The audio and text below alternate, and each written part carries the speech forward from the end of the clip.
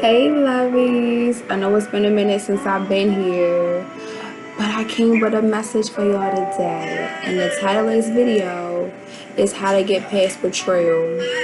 We're gonna talk about it. I'm sorry, I'm sorry, nigga, nah.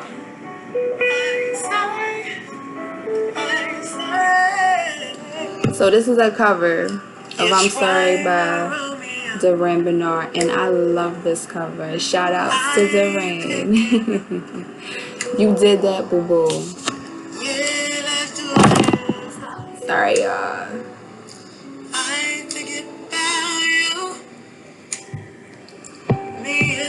Wait a second, y'all.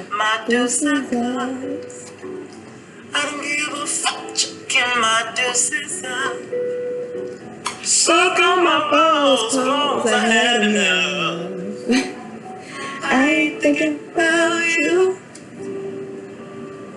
I ain't thinking about middle fingers up, but up hands high. Women in his face. Tell him boy bye. Tell him boy bye. Boy bye. Middle fingers up. I ain't thinking about you. I'm sorry. You. I'm sorry. You. I'm sorry. I ain't thinking about you. I'm sorry. Oh, yeah. Alright, y'all. I'm done. I just hate to get my life for like 1 second. Hi, lovies. What's up, y'all? How is everybody doing? I know it's been a minute since I've been on this channel, but I wanted to come through and just literally drop this hi drop a message out on y'all. Thank you for visiting my channel. It is Miss Queenly Minded here.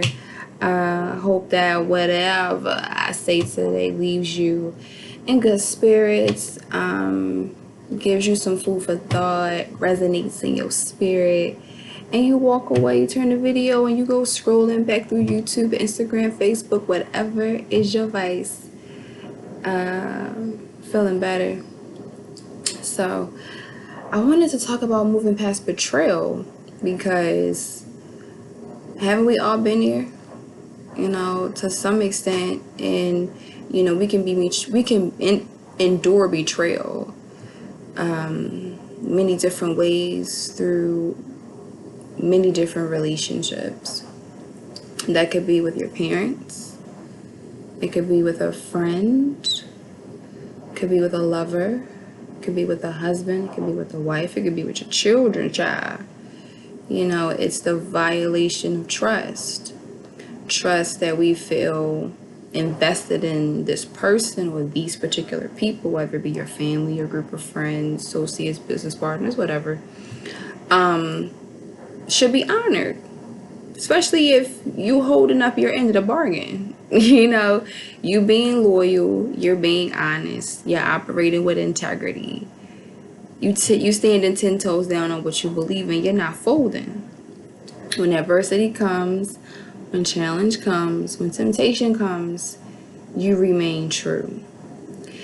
And there's no worse feeling than putting in the effort and the energy to avoid betraying someone that you care about, just for that person or those people to turn around and betray you. And it can be extremely painful to go through that process. I mean, you got people who kill people because they've been betrayed. You got people who, never talk to their parents again, who in marriages because, of betrayal. And in a lot of situations, rightfully so. But when you do make the decision that this person, these people, do not have my best interest, and that they will throw me under the bus, they will hurt me, they will betray me, then you have to come to the realization that you got to make a decision. You can't, it's never beneficial to stay in a toxic relationship. I don't care who it is. If somebody is bringing poison into your life, your spirit, your place, you have every right to remove yourself or to remove them. Because all toxicity is like the precancerous stages of our emotions, of our psyche. You get enough poison in your body, you're going to start to change. So the sweet, nice, happy-go-lucky, chill, calm, cool, collected type of person you may be can turn very cold and very bitter and very resentful, can end up being filled with anger and rage if you continue to sit around, converse, and tolerate people that you know are toxic to who you are as a person.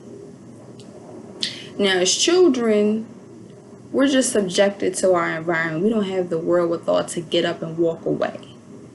We're at the mercy of those who care for us.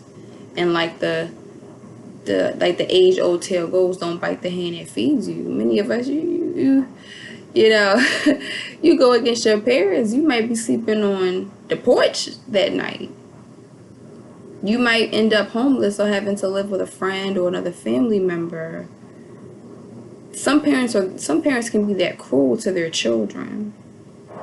You know, or they may withhold things from you, may not give you the things that you really want because you're not going along with the things that they are demanding of you, regardless of how you feel and regardless if you agree or not. When we're children, we're kind of at the mercy of those who care for us. But when you become an adult,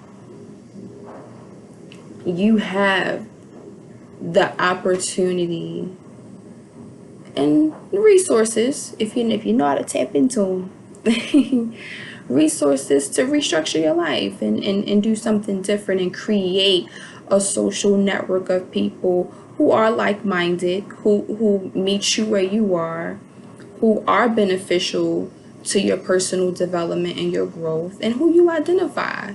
You know, we all got a tribe. You know, we're born into a family, but our family may not really be our spiritual tribe. We may not really identify with the ideology that our family does. Like my mother is very religious, super duper religious woman. Her faith is like her foundation. It's her compass. It's her guiding light through life. And I respect it. I was raised up under it. So I respect it for what it's done for her and for what it does for so many other people. But it never resonated with me. You know, I sought my compass, my direction in other ways, and I was able to benefit spiritually through different practices that, you know, are totally different than how I grew up and how I was raised and what I grew to believe what was normal. That was normal in our way of life in our household. So, betrayal. It's tough, right? I remember there was two major experiences in my life. I'll just give you a little bit of my story, right? So there was two major events in my life that showed me just how, I'll say three actually, that showed me betrayal to be one of those things that you really have to work past and develop a frame of mind that regardless if it comes into in your life or not, if you're presented with betrayal again, you know how to handle it. But it took me experiencing the moments of betrayal as a child and as an adult to know how to, now as a more seasoned adult, how to maneuver when it happens, if it happens. Hopefully it won't happen again, you know, but people are people and everybody doesn't love, live, or think like you. So the opportunity of it happening again, simply because people are just different and process things differently, it may not be an intentional decision to betray you, but it can happen. So my first experience, I was a child, and I remember like my father was I really like his respect meant so much to me. You know, my father was a very hardworking man, very he was a very focused man. He was a very like manly, like masculine type of guy. He still is. And I really wanted to just be honored in the eyes of my father. Like I didn't want him to even see me being weak, you know, because he was just so strong. And there will be moments where, like, you know, just as a young girl, you're going through phases and changes. And I just did not want my mother to share, like, my little intimate secrets and tell them to my father. You know, like, no, like, I'm having these issues, like, don't tell him. Because it makes me feel some type of way. And it's something that I need a confidant with these intimate feelings and these things that's happening. So my mom was like, yeah, okay, no problem. And then here come my pop asking, well, hey, you know, what's going on with, you know, huh? What you mean? How do you know this? You know? And well, your mother told me. Well, goddamn, you can't tell her nothing. You know? So that was like one of those things where it's like, man, I really didn't want him to know that. And that she did it quite a few times. And I realized she's not the person to confide in when it comes to certain things. You know, when I was younger, I was like, do not embarrass me. You know, like I'm a Capricorn first and foremost. So, you know, for a lot of Capricorns, it's like image is a big deal. So my thing is, don't tell my business. This is my business. Even though I may be a child, don't tell my business. Like I'm telling you, I'm coming to confide in you. You should be able to give me the guidance or whatever it is, support that I may need without running off and telling the next person about it. So that was the first one. Like it really, really bothered me, and it changed my relationship with my mother a lot. I just didn't talk to her. I didn't come to her when I probably should have as a child, because I felt like you're not going to keep this between you and I. You're not going to, you know, shelter these moments and make me safe in these moments and build me up in these moments so that I can overcome them. You're going to take the information, you're going to share it with people irresponsibly, and then they're going to throw that up in my face and make me feel even worse about it. So therefore, that was a form of betrayal for me, because she said that she wasn't going to do it. So I closed that door for a very long time with my mother. And then when I got older, I fell in love. I fell in love. And I was my first love. We had a very long relationship, and you know, he was like the first everything, and you know, he's like a high school sweetheart, all that stuff, right? And the betrayal was the relationship itself. I'm young, never had a boyfriend, never had any real experience with guys, you know, that type of thing. I had male friends, but like no real like, oh my god, I just love you, love you, love you, love you type of boyfriend. And I learned in that relationship the betrayal of like a broken heart.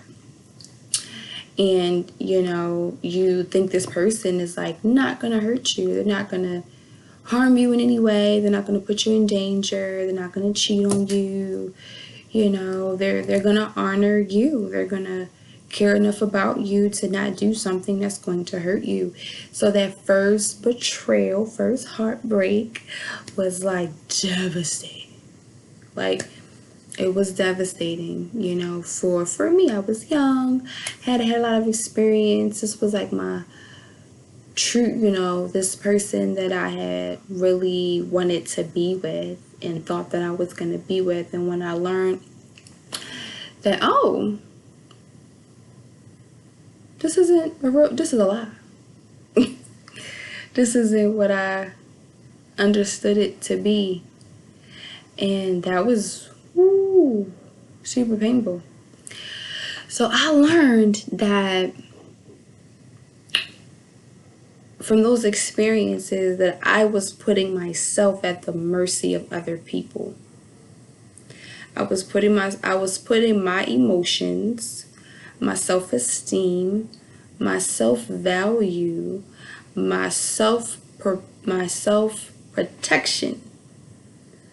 And they say like self-preservation is the first law of nature. Well, I was taking that I'm supposed to control and dominate and lead for myself.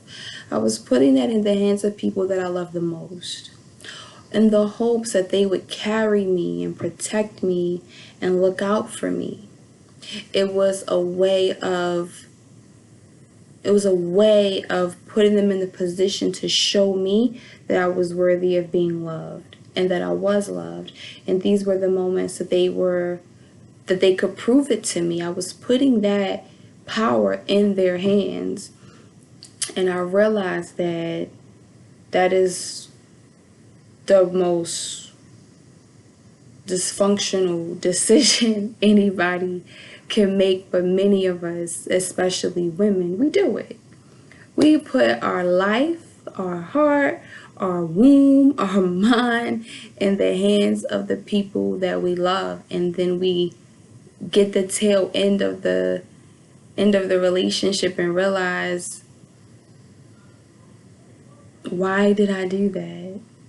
You're questioning why you even got to a point where you felt as though you needed to do that. And the realization I've come to now is that we hear it all the time though. You gotta love yourself. Well, what is that?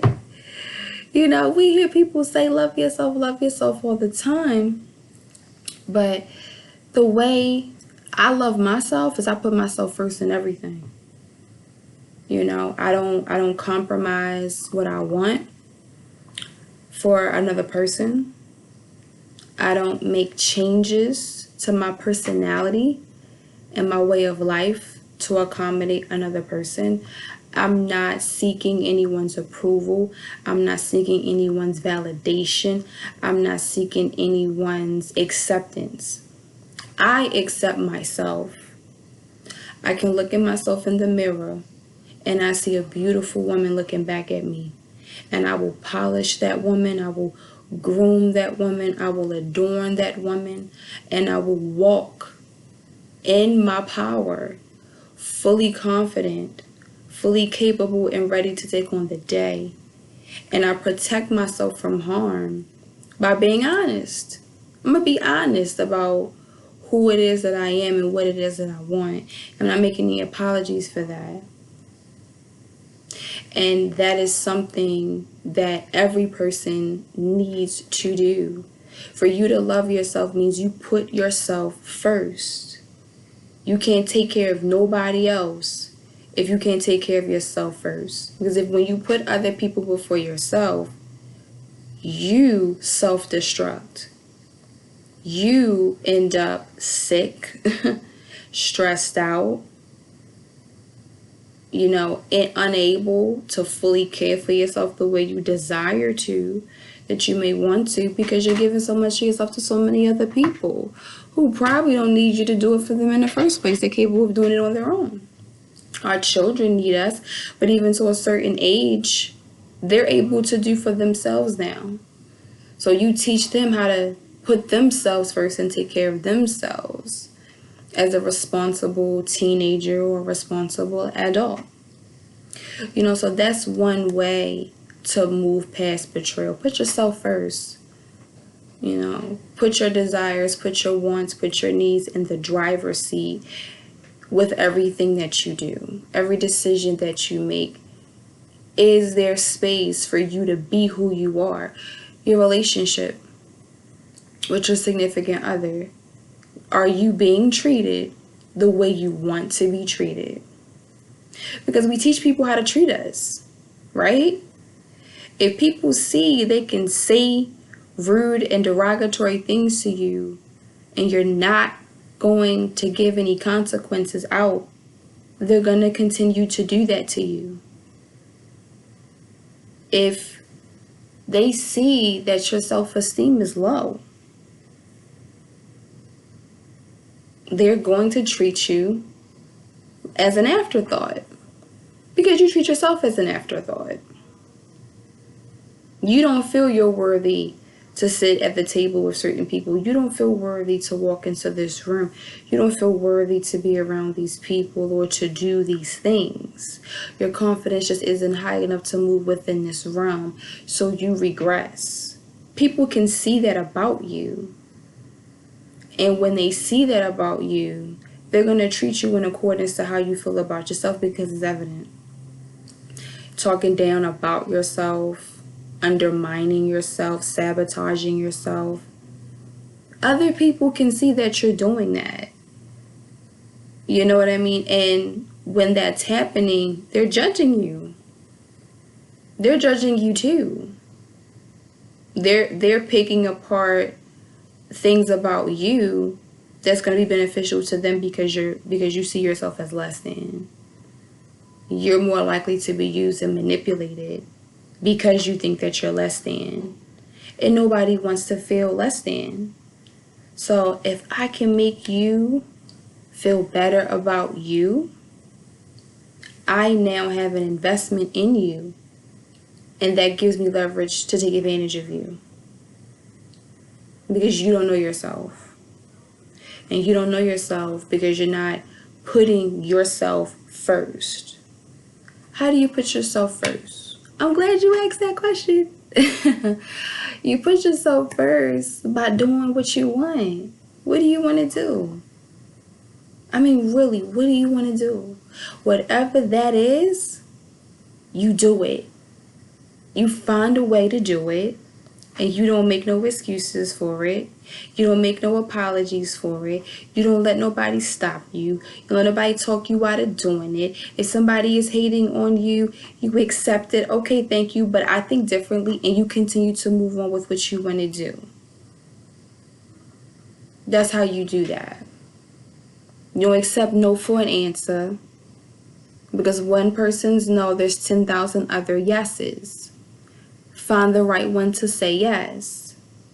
If you're not being treated the way you want to be treated in your relationship, find someone who's on your level that will treat you the way you deserve to be treated. Because you determine what you deserve. You decide. You decide. And then from there, you set your standards with people. From the gate, you let people know what you're going to tolerate and what you're not going to tolerate by what you accept. If someone is giving you something and you don't like it, you don't accept it.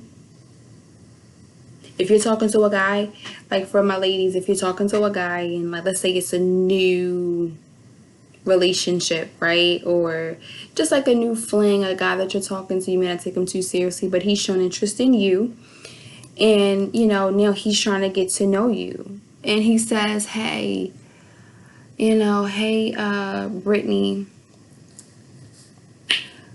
are you free this weekend? You want to get together? I want to see you.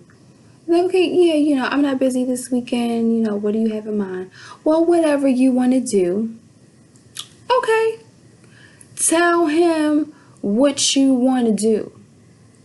If you don't know what you want to do, make something up. I really want to go boating. I really want to go rock climbing.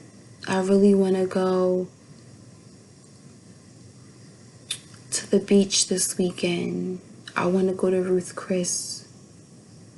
I want to go see Maxwell. You're teaching people how to treat you. If he say, nah, I can't really do that. Why don't you come over to the crib? I got Netflix. Dave Chappelle special just came out. It's funny. You should watch it with me. I'll cook. So if you accepting Netflix and chill, you're teaching him how you value yourself. If he has to get up and take you, out on a date, put effort into the date, effort into you. There's levels.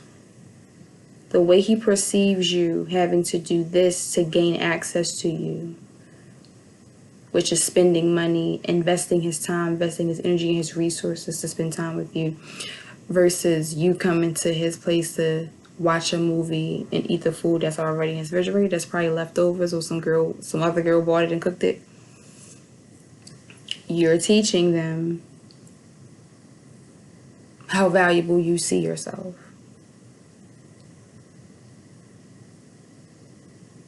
If somebody calls you a name that you do not identify with and you say nothing, you're teaching them that they can say this to you and you're not going to do anything about it. There's levels to perception and respect amongst people. We know who we're going to get away with doing what with. Even little kids know that. Even little children know who's handing out consequences for their behavior and who they can run all over. So it's no different. When somebody betrays your trust, they lie to you, they have manipulated you out of something, fooled you into doing something, taking advantage of you. Take your kindness for your weakness. The way you move on is to learn. Number one, learn from the experience. Realize your part in it. Accept your part in it. You played the fool.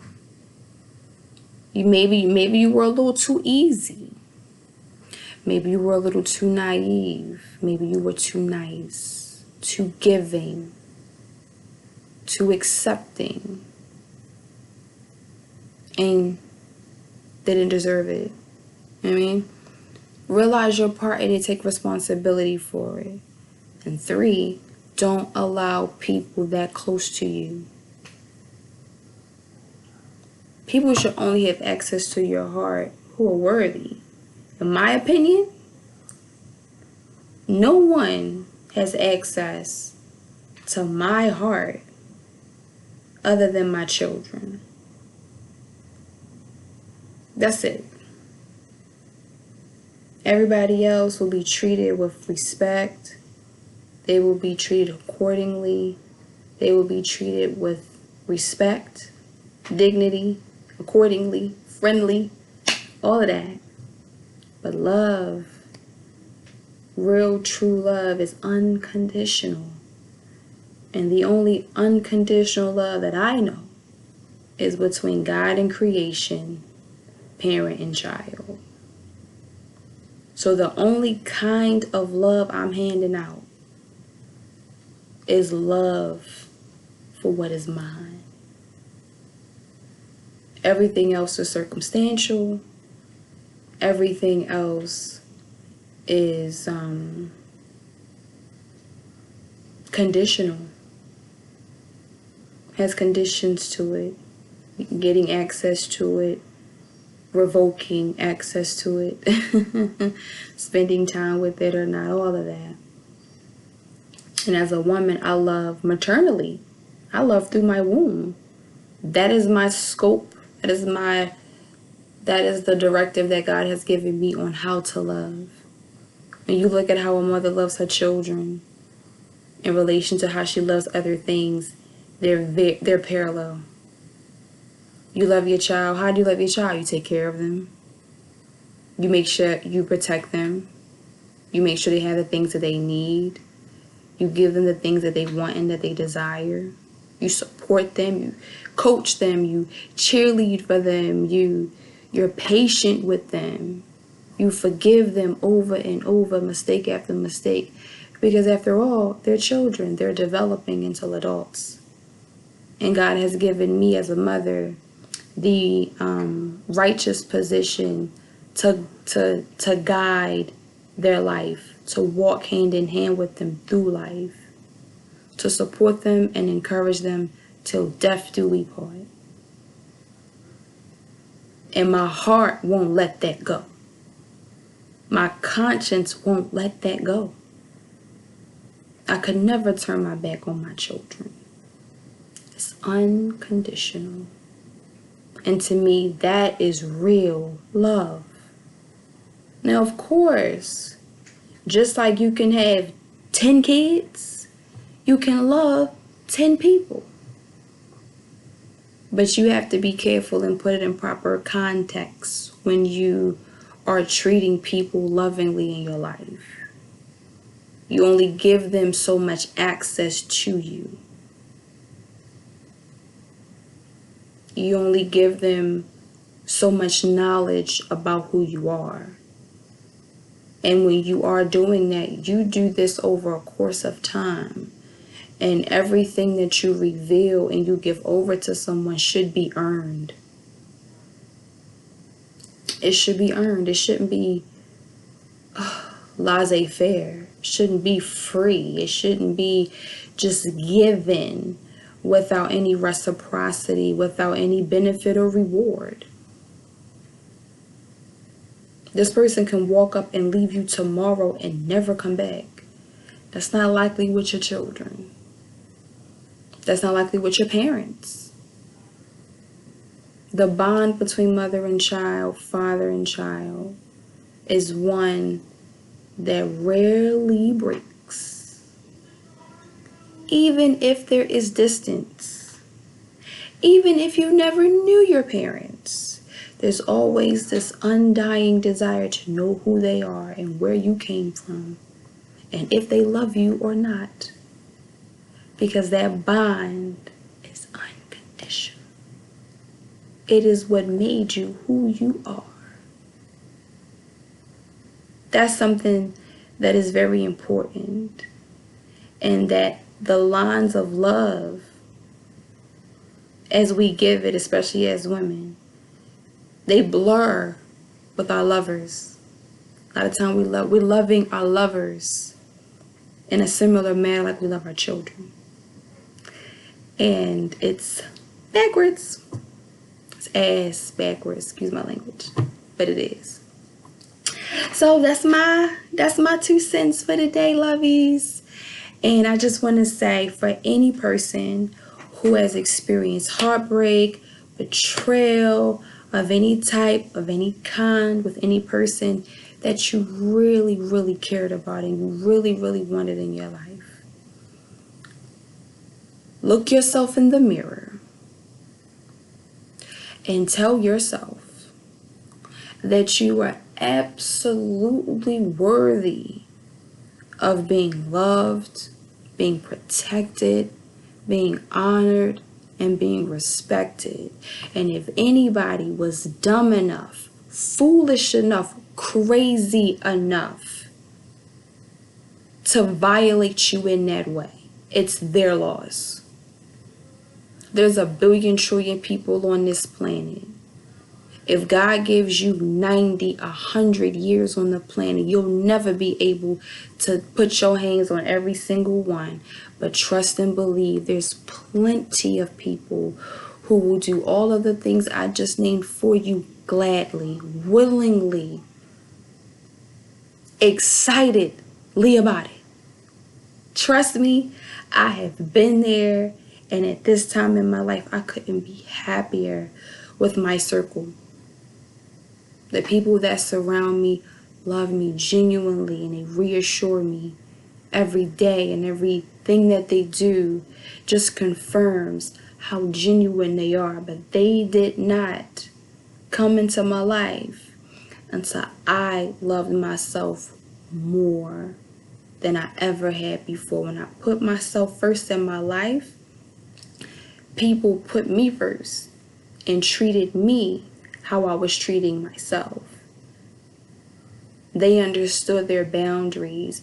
They rose to the occasion when my standards elevated themselves. When I elevated my standards, if they wanted to stay around, they had to elevate the way they treated me in accordance to the standards that I set for myself.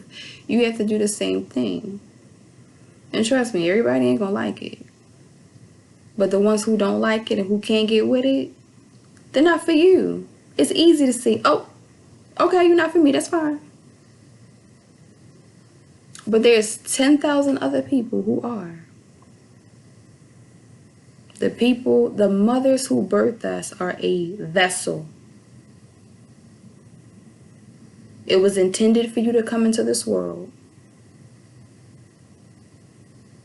You're here. Somebody had to carry you. Somebody had to get you here. Your mom took up the task. Incubated you for 9 months. Got you here. You're here. But just because you came through that vessel, the sacred vessel of your mother, in the city in which she conceived you, in the city in which she birthed you, the neighborhood in which you grew up, that does not mean that that's the best place for you now. There's a much greater world outside of what you've seen, outside of what you know. There's people that are amazingly compatible to you. You gotta step out. Gotta do something different. You gotta expose yourself to new and different things. And in the midst of you doing that, do not forget to put yourself, your needs, your desires, your dreams first. Self-preservation is the first law of nature. Every living creature does it. You should be no exception. I hope that this was blessed. I hope that I was a blessing to you guys. I got to go. I love you. I will come back with another message and another video really soon. I know I'm not really on YouTube a lot, and people keep telling me to come on here and make videos, and I think I'm gonna try to do some more very, very, very soon. So peace and love, y'all. Bye.